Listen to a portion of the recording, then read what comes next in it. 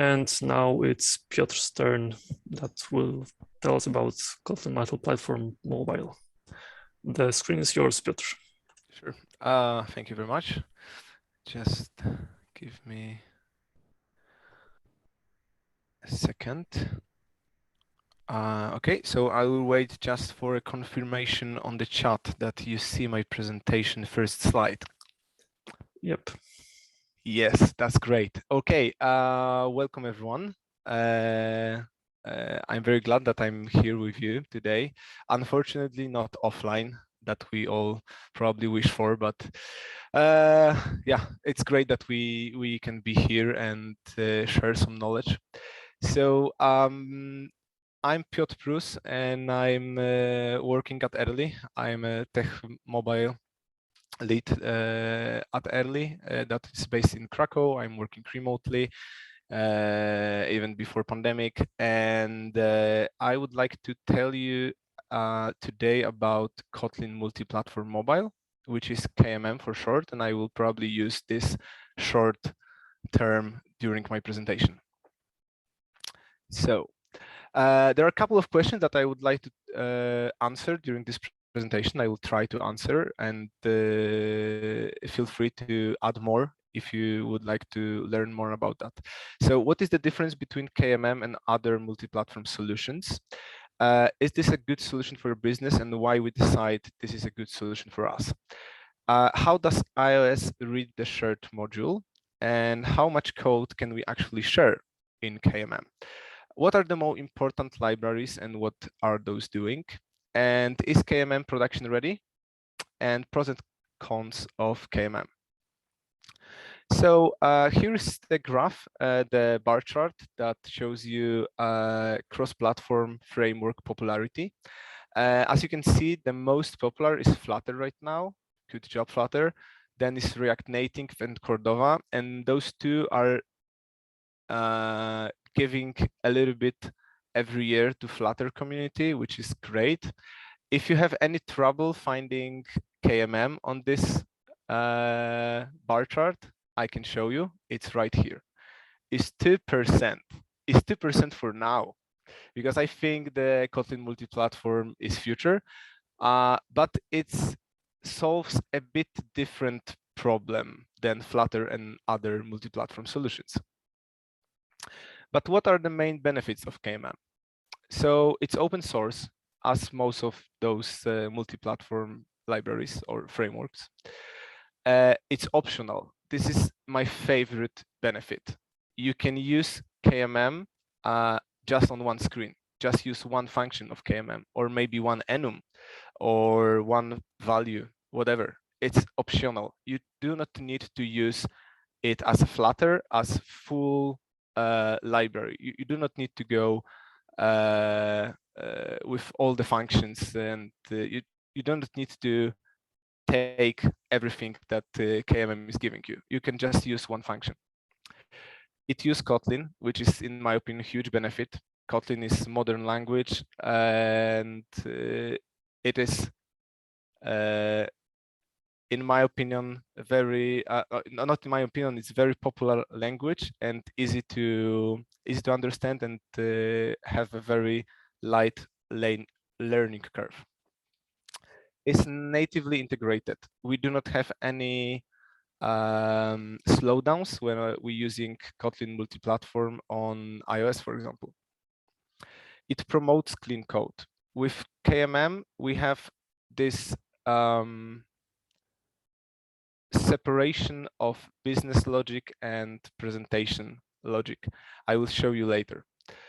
It can be used as library, as I told you before, and can be used optional, but also it can be developed on totally separate repo. I will tell you more about that later. And JetBrains is doing it. I think it's a huge benefit, because JetBrains are doing Kotlin, and if the same company is doing KMM and the language itself, I think it will be compatible. It will be evolving in the same pace as Kotlin language. So I think it's a huge benefit that this company stands for it. So with what targets can we actually share the code? There is macOS, there is Android, there is JVM, Windows, Linux, iOS, and JS. And there are more to come. There are also targets that are not mentioned here, like watchOS or Apple Watch or TV targets. Another thing that I would like to tell you is those two shorts. Two names. One is KMM, which is Kotlin Multiplatform Mobile, and the second is KMP, which stands for Kotlin Multiplatform. And what is the difference between those two? So Kotlin Multiplatform was first introduced in alpha when Kotlin 1.2 was presented in November 2017. And then in August 2020, JetBrains announced that Kotlin Multiplatform Mobile is in alpha. And basically, this is the same thing, but JetBrains thought that they would like to focus more on mobile, so they create a separate team at JetBrains that is doing only those mobile targets, so only Android and iOS currently. So if you would like to use KMM as KMP, you are free to go. You can use that. If you would like to convert your KMP to KMM, you do not need to do anything. You are just adding those two targets, mobile targets. So this is basically the same thing, but there is a lot of confusion in community about that. So I just wanted to mention. So the share code. Here's the graphic representation of KMM from JetBrains blog. As you can see, we have here the clear separation between business logic and core with some specific APIs. And then we have native code that can represent views. How this share code is structured. So in our repository, we can have Android app as one target, iOS app as a second target, and then we have this huge module that is called shared. And inside of that, we have all of our target specific packages like Android main, common main, and iOS main. But we can also have those that I mentioned before, like JVM main or macOS, and tests as well. And here is the code structure or share code structure that currently we are using in the app. And this is the thing I found in the community when I was doing my first proof of concept. So we have a domain layer in the shared code.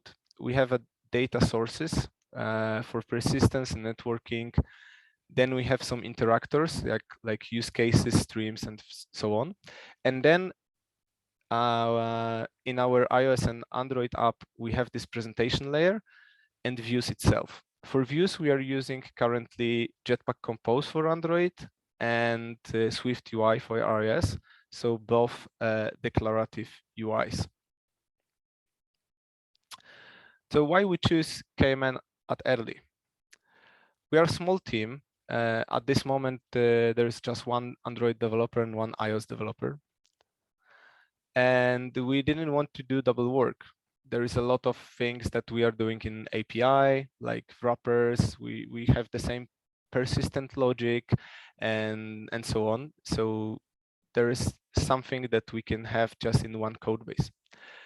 So as I said, business logic is in one place. So not only those things like data sources or wrappers, but also naming is very important, and we need to agree just one time on some names, and everyone is using exactly the same thing on those two targets. It promotes DDD, in my opinion, domain-driven development, as we have this domain only in one place, and we are using that on two targets. It's easier to maintain. And last but not least, our iOS application needed refactor, and we thought that this is perfect opportunity to introduce this library. So before we dive into the KMM big project, we started from proof of concept. And at this proof of concept, we learned a few things. that configuration is tricky, is Gradle, but it's manageable. We had some issues, but everything worked fine. Things that works on Android do not need to work on iOS. Those are different targets, and there are some specific APIs or compiled configurations that do not need to work on iOS. This is the problem I did when I was doing this proof of concept. I was testing all the functions on Android, and when I finished the project, I just delivered the package to iOS guys, and they just told me that it's not working. So keep that in mind. We discussed during this proof of concept if we would like to have one repository that only have this shared module, or we would like to have KMM with so in one repository we would like to have both targets and shared code, or maybe we would like to have 3 separate repositories, so 2 that we have already and the third one with shared code, and we choose the second option. iOS simulator is not the same as iOS real device. This is tricky. This is something that KMM is doing with targets. So there is a different target for iOS simulator and different target for iOS real device. It's just how it works. It's different processor architecture. So we need to build for 2 targets. And sample project obviously is not a big project. So things that were working with our proof of concept, then they were not working in the big project. But at the end, it took only 1 week. And in my opinion, it's surprisingly good. It's just 1 week. So for proof of concept, even if it's small, I think configuration and targets and things like that, that all of this took just 1 week. It's awesome. So I would like to tell you a bit about libraries and what libraries did we choose and what I was afraid of when I was building the KMM.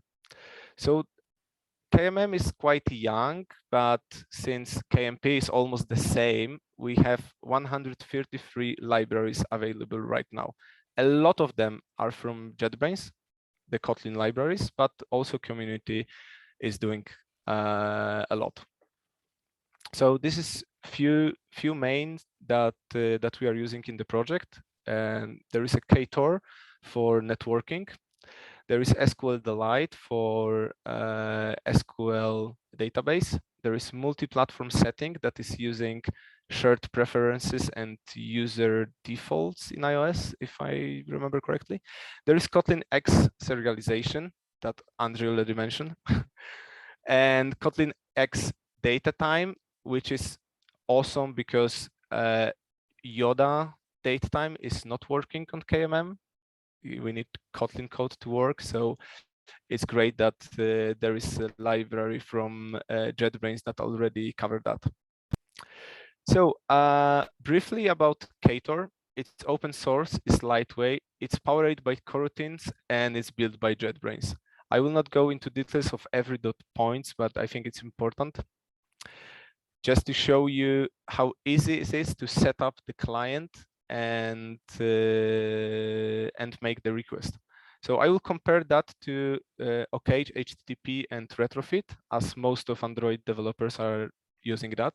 I was afraid at the beginning that maybe configuration will be not as easy, and I'm using Retrofit for 5 or 6 years right now. So I was a bit scared that there is a new framework, new library that I need to learn, but it went pretty well. So on the left side, you can see there is a HTTP client, and we have parameters like API key or accept language. And then in Retrofit, we are just building that with base URL, or we are adding interceptor that is adding headers. And then we can install JSON feature that is using Kotlin X serializer. Sorry.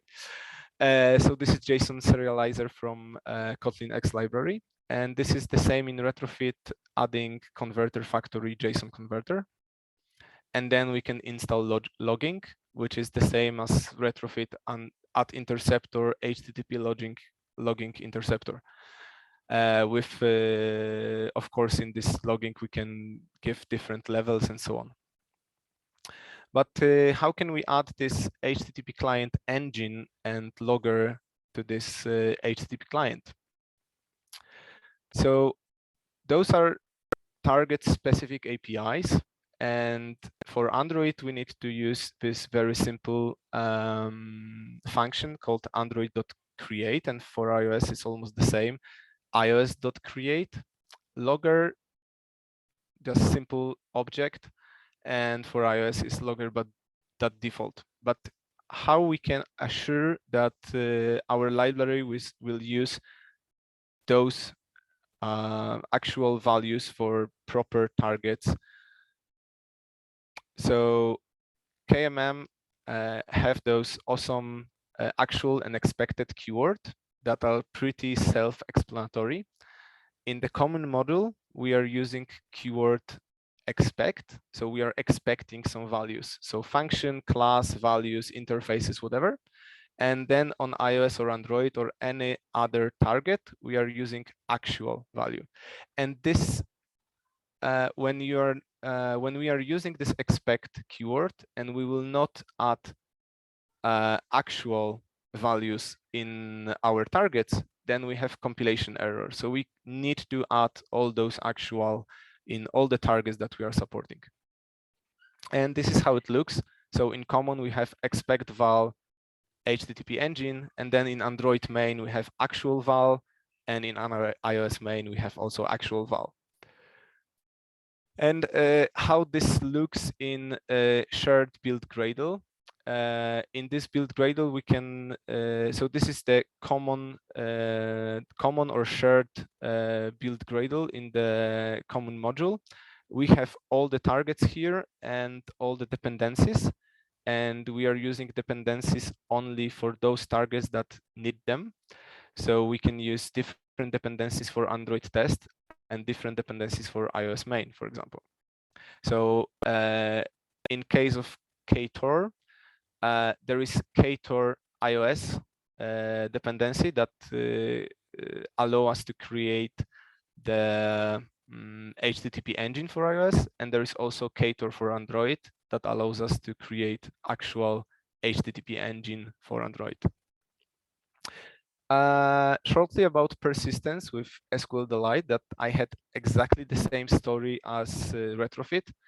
I was using Room daily, and I really love Room and how it is easy to use, to understand, to make database queries. But we cannot use Room in KMM, so I needed to check another library. And there is SQLDelight, built by Square, which is from yesterday or 2 days ago. They changed the name to Cube or something like that. I'm not Block. The new name of the company is Block, but yeah, that is not important here. It's also open source, is powered by coroutines, is type safe, and they already built the plugin for Android Studio. So the persistence with SQLDelight, we need to use this plugin for build.gradle just to create our database. And then we have to use this actual value to have the SQL driver for iOS and Android. Nothing fancy here, easy functions, everything in documentation. Then when we want to use this SQL, probably we would like to start from creating the table.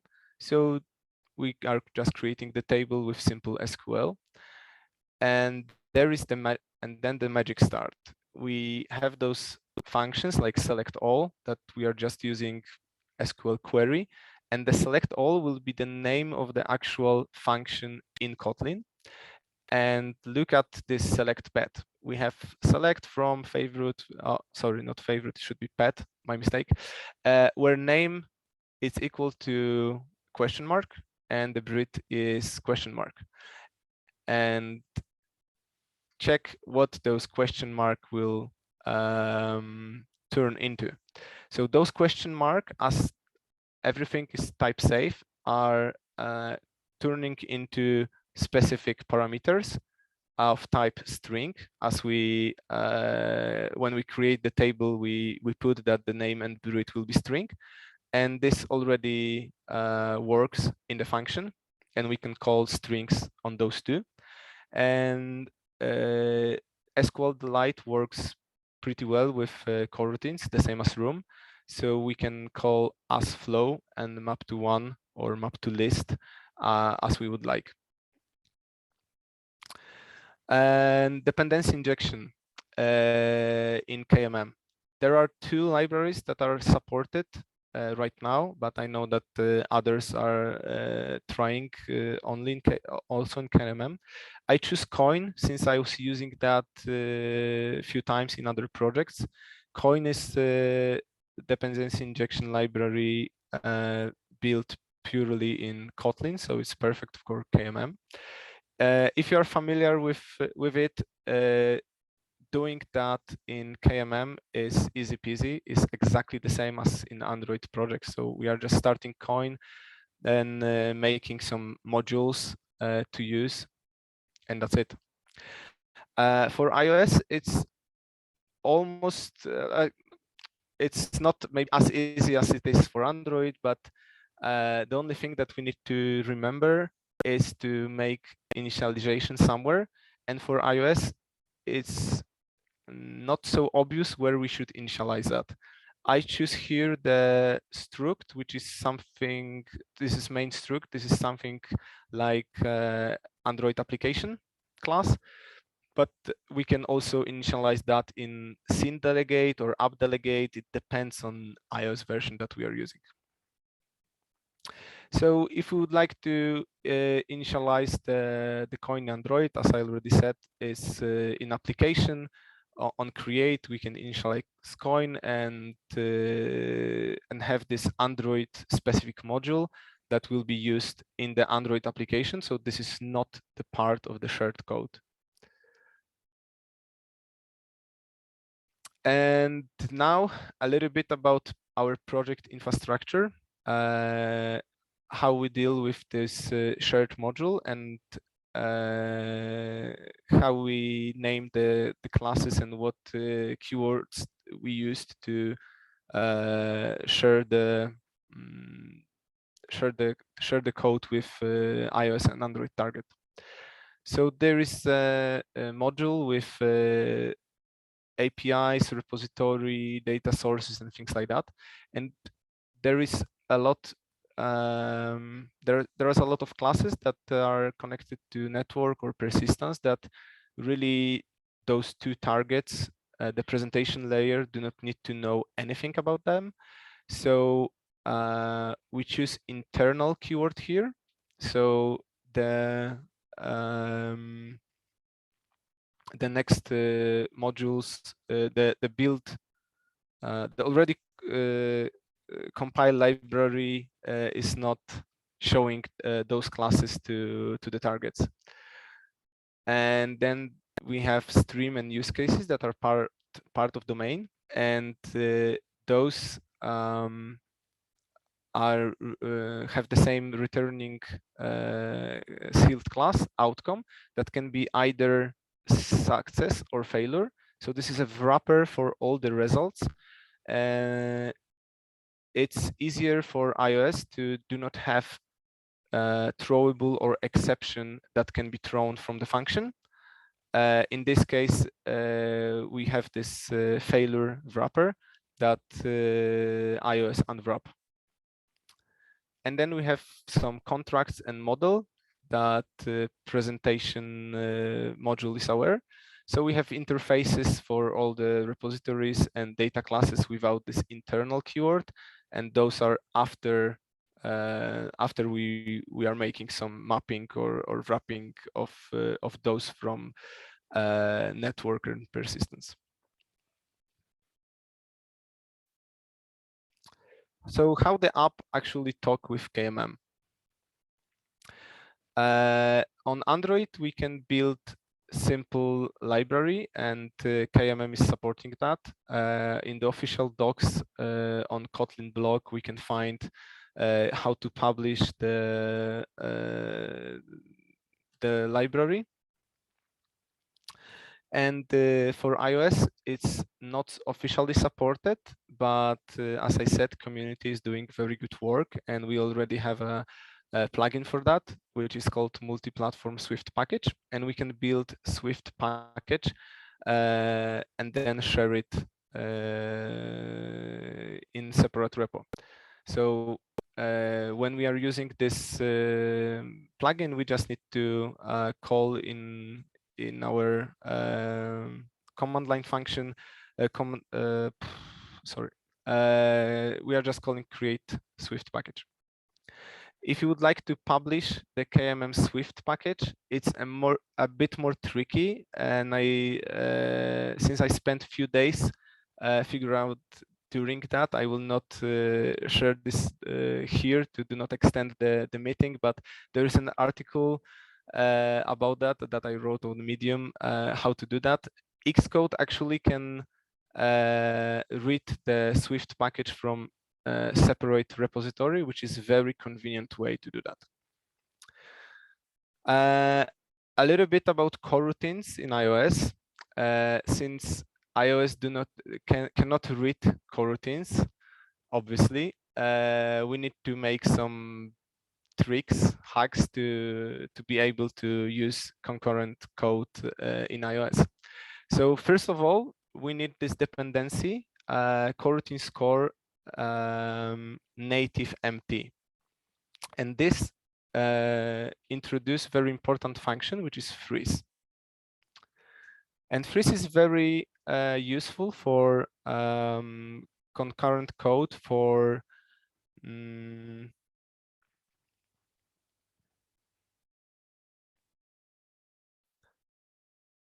sorry, I missed the word. It is very useful for code that you would like to use from various threads in multi-threading environment. So the freeze function is working like that during runtime we can change mutability of the object. So we can make things mutable or immutable during runtime. And as you can see, this function failed changes. At the beginning, we are adding a value to data, and then we are printing in, then we are freezing this object, and we no longer can add any value. So this will throw an exception, invalid mutability exception, because this is already immutable. And this is something that we are using in the code. I took this from TouchLab blog when they are explaining how to deal with coroutines on iOS. Here is the wrapper, the suspend adapter that is wrapping our suspend function in the provider scope. So we are freezing it and then launching the coroutine to be sure that this is not touched from other thread. And in iOS, we built also native use case just to have this suspend adapter on the Kotlin side. So iOS do not need to know about this adapter on their side, and they are just using native use case that is another wrapper around this coroutine. And now the fun ends, and I just want to just show you a few slides about our iOS implementation. So in the main view model of iOS in Swift, we can use this native use case with our parameters and object from shared code, and then we need to initialize the use case. So this is sort of injection, and we are using here the class Swift Kotlin Bridge that I would like to show you. So the Swift Kotlin bridge is another Kotlin class. It's extend from coin component, so we can use the dependency injection here. And all those use cases, streams, or anything that we would like to use in iOS, but using dependency injection from coin, need to be written here. So in iOS, we are just calling one function, for example, get fetch weather data use case, and then the coin is doing the rest. So when I was talking with iOS guys, how they would like to deal with the concurrent code on their side, they said that they would like to use combine, that is pretty new function in iOS, and to use that we create another function which is create publisher, that is taking the adapter and use case and do some magic. I really do not know how this works, but this is the part that iOS guys produce, and it's working for them pretty well. So almost finishing, I would like to share with you what are our next steps and thoughts about KMM and the future of KMM in our project. So if we will targeting our minimum version of iOS will be 15, we will try to build async await, not combine for concurrent code. We'll try to share more, maybe view models and state. So the targets will, the things that will not be shared will be actually only the views, not the presentation layer. Maybe we will try to use KMM for web applications, since everything is built already. I saw a few articles about string resources, images, and things like that. We didn't do that yet, but I think it's very nice to have strings resources in one place. So when you think about Android and iOS every day, we probably see this image. But for KMM, it's different. If you would like to build KMM, you need to be close with those two technologies. And building a shared code with domain layer and the same names, this is something that everyone in the team needs to agree. So in my opinion, it's a great opportunity to work together, work in community, work on one project, but use on different targets. At the end, I would like to say a few words about, is it ready for production, in my opinion. So there are some pros and cons of Kotlin multi-platform mobile. The pros is that it's 100% native experience.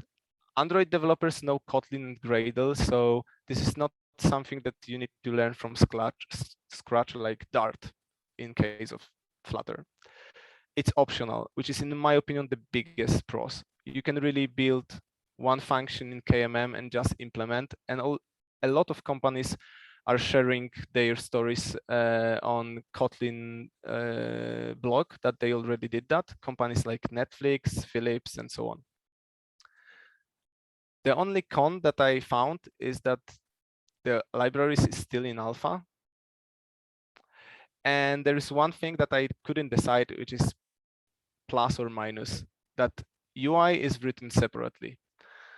For some projects, I think this is minus, because maybe when you are starting new projects from scratch, you would like to have just one code base for everything, but then you can use Flutter. If you would like to have business logic separately, and you have app that is already working with beautiful UI, you can still have this UI changing nothing and just changing the business logic to use KMM to have everything in one place. So it depends on the project, depends on company, probably depends also on the team size. At the end, I would like to thanks for amazing KMM community that is helping building those libraries and answering questions in the Slack. Big shout out for Carlos Mota, who introduced me to KMM a few months back. To Russell Wolf, who's working in TouchLab, and he's explaining how coroutines are working in KMM projects.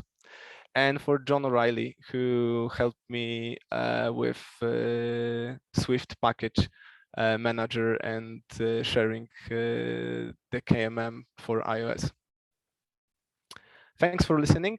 That's all from my side, but maybe there is something from your side. So I'm open for questions. Awesome, thanks a lot. Nice to see that like you presented your experience and that you are trying to use it in production. That's awesome.